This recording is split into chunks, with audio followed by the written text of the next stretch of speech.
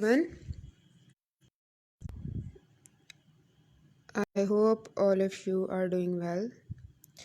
Today we will discuss theoretical portion. Theories, basically theories of public administration, and we will discuss classical school of thoughts and contemporary thoughts. Before starting our class, please help me in inviting your batchmates.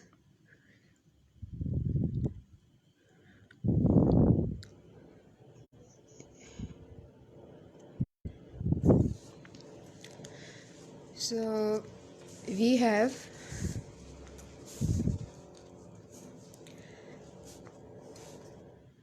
classical school of thought, classical school of thoughts and contemporary thoughts. In classical school of thoughts, we will discuss scientific management,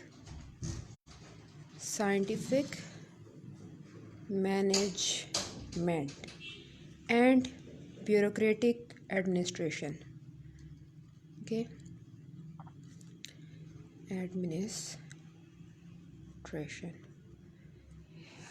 On the other hand, in contemporary thoughts, we have again two basic theories. One is related to human relations, and the other have behavioral approach. So let's start from scientific management theory by F.W. Taylor.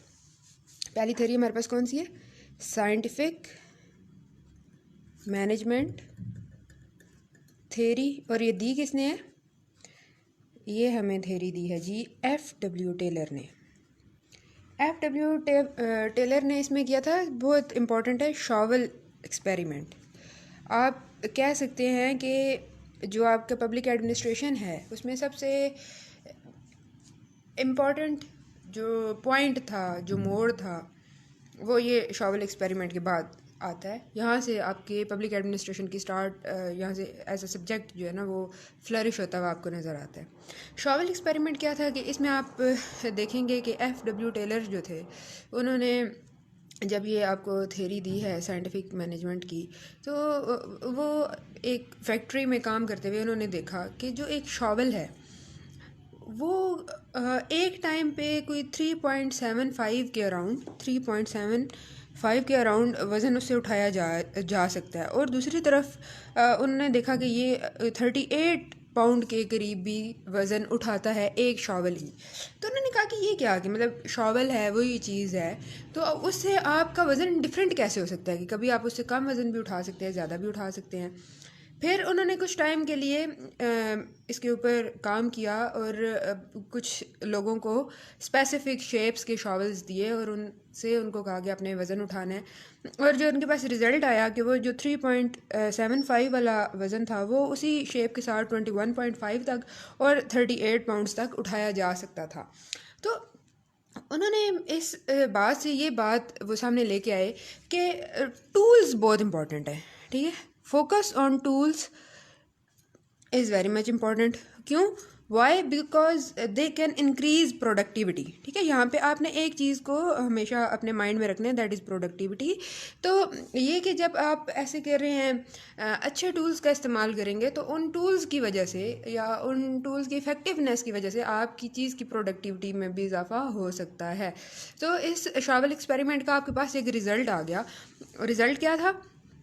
Result उसका ये था कि उन्होंने कहा कि there is a scientific way of doing thing and he called it the one best way. उन्होंने कहा कि जो बेस्ट तरीका है कि कोई भी काम करने का, दैट इज़ साइंटिफिक वे. आप एक साइंटिफिक तरीके के तहत काम करते हैं तो that is the best way of doing thing. और दूसरी तरफ उन्होंने कहा कि ग्रुप एक्शन में यू मस्ट अचीव हारमनी.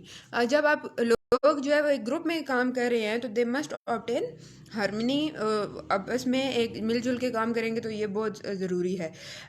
फिर कहा कि आप ऐसे करें कि cooperation, achieving cooperation of human beings, that should be the priority of your organizer, या आपका जो हेड है उसकी ये प्रायोरिटी होनी चाहिए कि वो chaotic इंडिविजुअलिज्म की तरफ ना जाए, बल्कि क्या करे, एक कॉपरेशन, जो मैक्सिमम कॉपरेशन है उसको अचीव करे।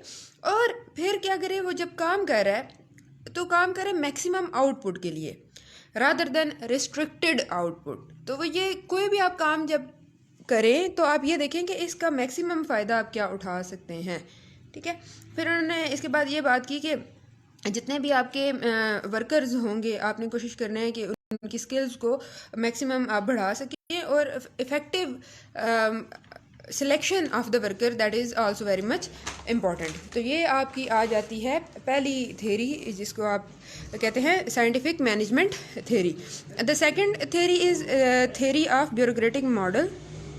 अच्छा, थेरी ऑफ जो ब्यूरोक्रेटिक मॉडल है ये किसने दी है? क्रेटिक मॉडल, ये थेरी आपको दी है जी मैक्स वेबर ने।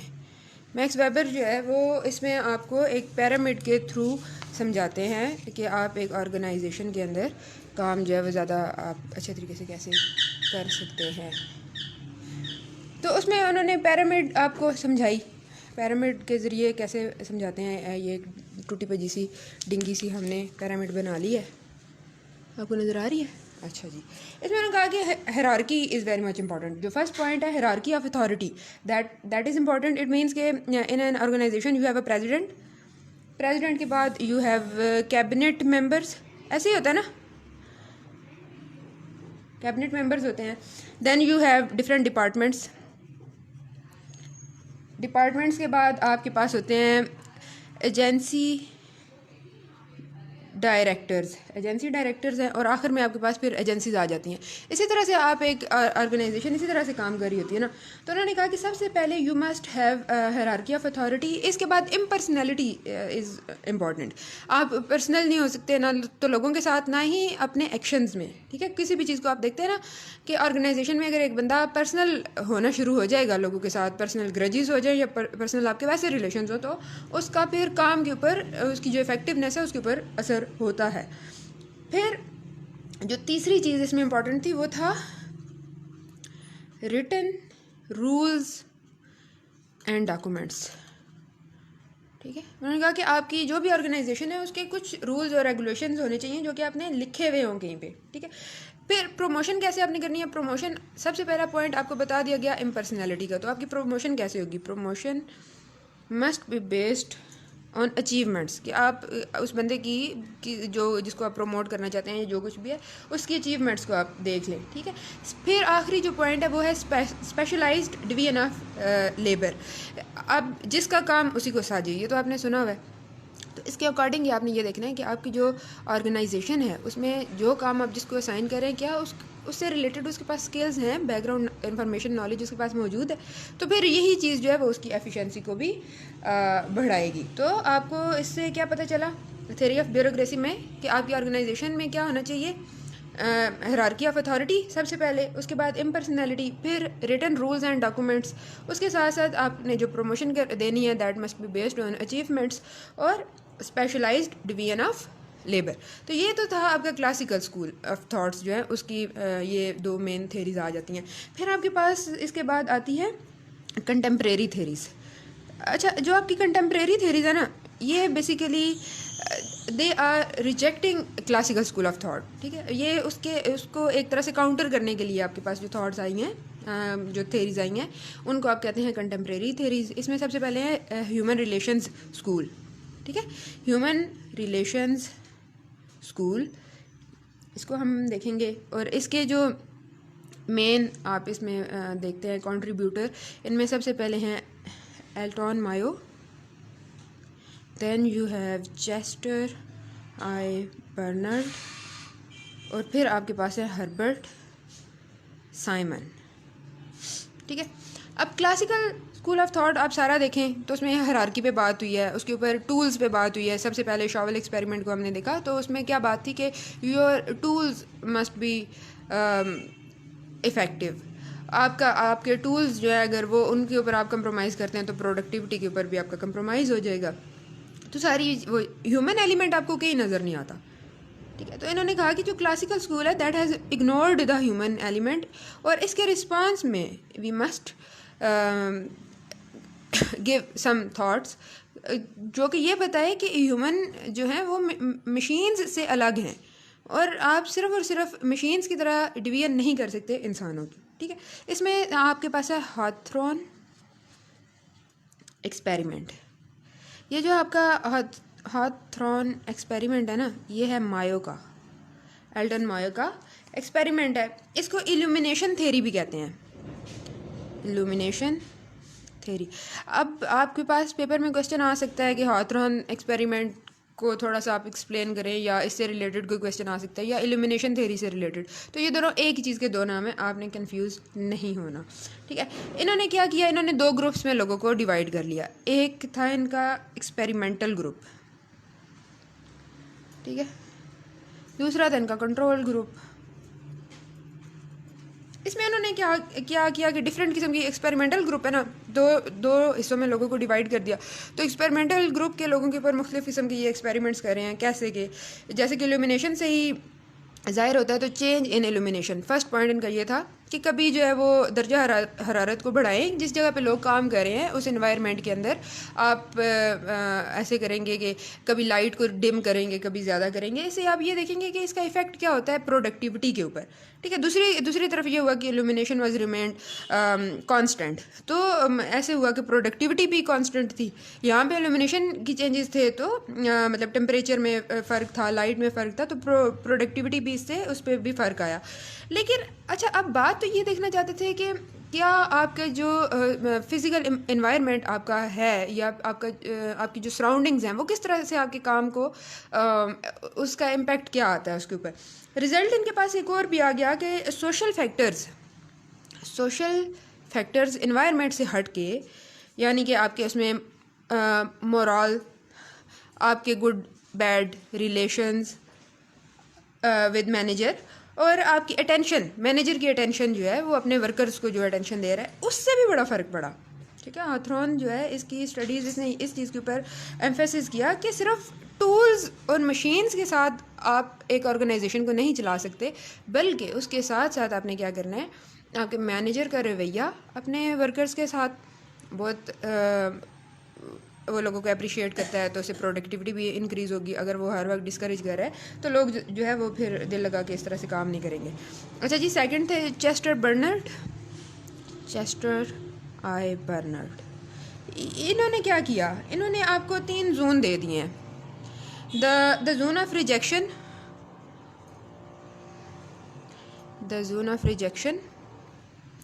अच्छा, the zone of acceptance, and then you have the zone of indifference। उन्होंने कहा कि ये आपके मैनेजर का हायरार्की में जो आपका प्रेसिडेंट है, जो भी है, उसका जो रवैया होगा, वो हर चीज़ को रिजेक्ट कर रहा है, हर पॉइंट को कहता है जो पता है मुझे ही पता है और किसी को कुछ पता नहीं है, तो वो अपने वर्कर्स के साथ उसका रिज़ल्ट क्या आएगा, उसका रिज़ल्ट ये आएगा कि कोई भी उसके पास काम नहीं करेगा, और आपकी ऑर्गेनाइजेशन कभी भी तरक्की नहीं कर सकती। ठीक है। और इसमें चीज़ें हैं बाकी भी। उन्होंने कहा कि आप जब भी क्रॉस ट्रेनिंग करें, एक्सेप्टेंस, जोन ऑफ एक्सेप्टेंस में लोगों को डालें, क्रॉस ट्रेनिंग करें। मतलब ये है कि जैसे आपका कोई ऑर्गेनाइजेशन है, वहाँ पे कुछ लोग आईटी से रिलेटेड हैं, और बाकी जो है उनका आईटी से कोई ताल्लुक़ नहीं है, लेकिन थोड़ी बहुत आप उनको भी तालीम दें, थोड़ी नो हो उसको हो कंप्यूटर से रिलेटेड, ताकि कुछ ना कुछ काम उनको उसका भी मिल सके। ठीक है। फिर आपके पास आ जाते हैं हर्बर्ट साइमन का जितना काम है ना, उसको आप एक लफ्ज़ में उसका क्रक्स आप निकाल सकते हैं, दैट इज़ डिसीजन मेकिंग। कहते हैं कि आपकी ऑर्गेनाइजेशन है, जो कुछ भी है, उस सब का दारोमदार एक चीज़ के ऊपर होता है, दैट इज़ डिसीजन मेकिंग। तो आपको करेक्ट डिसीजंस लेना सिर्फ ये इम्पोर्टेंट नहीं है, यहाँ पे काम ख़त्म नहीं हो जाता। ग्रुप ऑफ पीपल जिनके साथ आप काम कर रहे हैं, क्या वो उस डिसीजन को एक्सेप्ट करते हैं, अडॉप्ट करते हैं, तो अगर तो कर रहे हैं तो फिर तो वो डिसीजन ठीक है, वो डिसीजन मेकिंग ठीक है।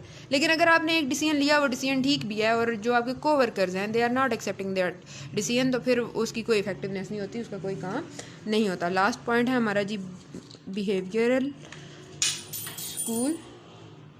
इन्होंने कहा कि इसमें आप अब्राहम मैस्लो इनका काम देखेंगे और डॉगलस मैकग्रेगर इनका काम आप देखेंगे। इसमें जो डॉगलस की थ्योरी है वो है theory X and theory Y, theory X theory Y. ये इन्होंने कहा कि एक्स नेगेटिविटी को शो करता है, वाई पॉजिटिविटी को। तो थ्योरी एक्स से रिलेटेड जो लोग होंगे वो रिस्पॉन्सिबिलिटी को अवॉइड करेंगे और दे मस्ट बी सुपरवाइज्ड, उनके ऊपर कोई सुपरविजन कर रहा होगा तो फिर वो काम ठीक कर लेंगे, अदरवाइज़ नहीं, ठीक है। और वाई वाले जो थ्योरी वाई के लोग हैं they accept responsibilities, can exercise control, और इनके पास कैपेसिटी होती है टू बी क्रिएटिव। कोई भी अगर सिचुएशन होगी तो ज़ाहिर है पॉजिटिव लोग हैं, दिमाग को इस्तेमाल करके कोई ना कोई इसका हल निकाल ही लेंगे। फिर आपके पास आ जाते हैं जी अब्राहम मैस्लो, इस थ्योरी ऑफ नीड हायरार्की, जो आपके सेफ की बुनियाद भी है, उसको देख लेते हैं।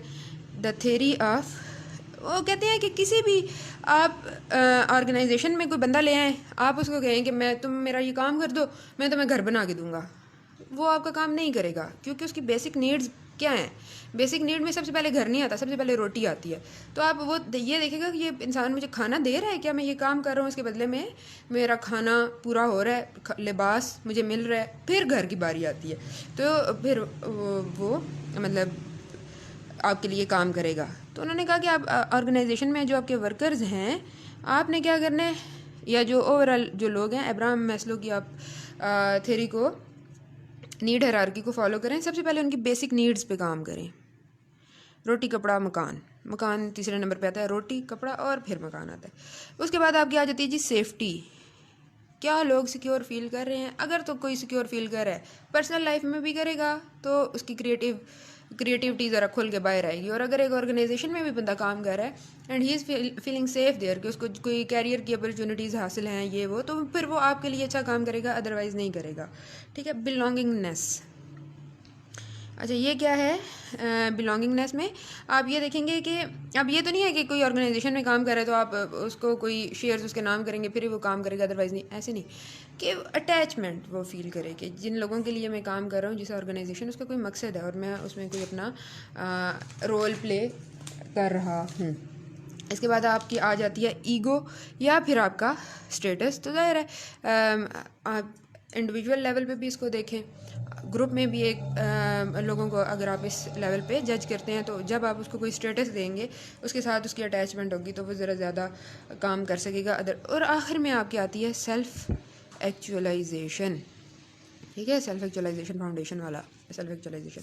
ये सारी जब बेसिक नीड्स सेफ्टी और ये वो सारा पूरा हो जाएगा तो फिर एक इंसान एक ऑर्गेनाइजेशन के अंदर भी अपनी पोटेंशियल्स को फुली वो कर सकता है कि इस हद तक मैं काम कर सकता हूँ, ये मेरी कैपेसिटी है, इस हद तक मैं जाऊँगा।